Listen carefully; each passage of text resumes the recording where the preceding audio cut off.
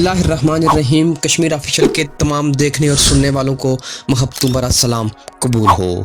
इस्लामाबाद रोशनियों का शहर, खूबसूरत सड़कें, ऊंची इमारतें और इन्हीं पहाड़ों के साए में आबाद एक पुरानी बस्ती जिसे बरी इमाम कहा जाता है।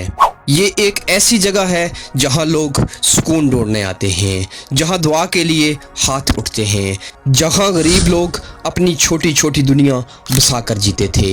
लेकिन फिर एक ऐसी सुबह आई जिसने हज़ारों लोगों की ज़िंदगी हमेशा के लिए बदल दी। सुबह सुबह का टाइम था, कुछ लोग सो रहे थे कि भारी मशीनरी इस इलाके में दाखिल हुई। पुलिस, सरकारी गाड़ियां और हैवी मशीनरी। और फिर ऐलान हुआ ये तमाम तामीरात गैर कानूनी हैं, अवाम इलाका घर खाली करें। ये अल्फाज सुनते ही लोगों के चेहरे का रंग बदल गया। किसी माँ ने अपने बच्चों को सीने से लगाया और कोई बूढ़ा शख्स कांपते हाथों से घर से बाहर निकला। कोई औरत चीख चीख कर कहने लगी, खुदा के लिए हमारे घर ना गिराओ। लेकिन हैवी मशीनरी ना रुकी। एक दीवार गिरी, फिर दूसरी दीवार गिरी, फिर पूरा घर मलबे में बदल गया। वो घर जिसे बनाने में किसी ने पूरी जिंदगी लगा दी थी, किसी मजदूर ने दिन रात मेहनत करके ये ईंटें जोड़ी थी, किसी माँ ने इस घर में अपने बच्चों को पाला था, किसी बाप ने कर्ज लेकर ये छत बनाई होगी। और ये सब कुछ चंद लम्हों में मलिया मेट हो गया। एक छोटा बच्चा अपने टूटे खिलौने मलबे से ढूंढ रहा था। एक बूढ़ी माँ अपनी घर की गिरी हुई दीवार को हाथ लगाकर रो रही थी। एक शख्स खामोश खड़ा था, शायद उसकी आंखों में आंसू खत्म हो चुके थे।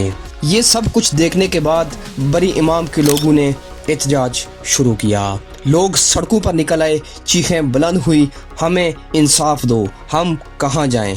पथराव हुआ, आंसू गैस चली, बच्चे रोने लगे, ख़वातीन भागती रही और बरी इमाम जो हमेशा दुआ और सुकून वाली जगह समझा जाता था, उस दिन दर्द और चीखों से भर गया।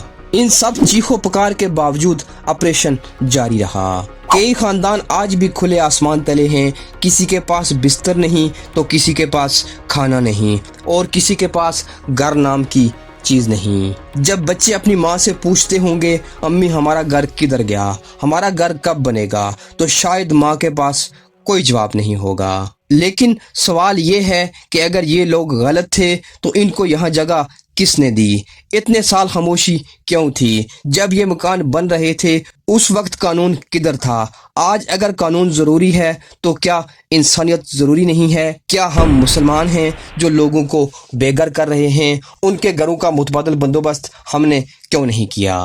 क्या गरीब का घर वाकई कमज़ोर होता है जो एक हुक्म पर मिटा दिया जाता है? वक्त गुजर जाएगा, ये मलबा भी हट जाएगा, लेकिन इन लोगों के दिलों में दर्द शायद कभी कम ना हो सके, क्योंकि कुछ जख्म दीवार गिरने से नहीं, घर टूटने से बनते हैं। और घर सिर्फ ईंटों से नहीं बनता, वो इंसान के ख्वाबों, मेहनत और जिंदगी से बनता है। सीडीए का मौक़िफ़ था कि ये तमाम तामीरात गैर कानूनी हैं और सरकारी ज़मीन पर कायम की गई हैं। लेकिन दूसरी तरफ वो लोग थे जो यहाँ बरसों से आबाद थे।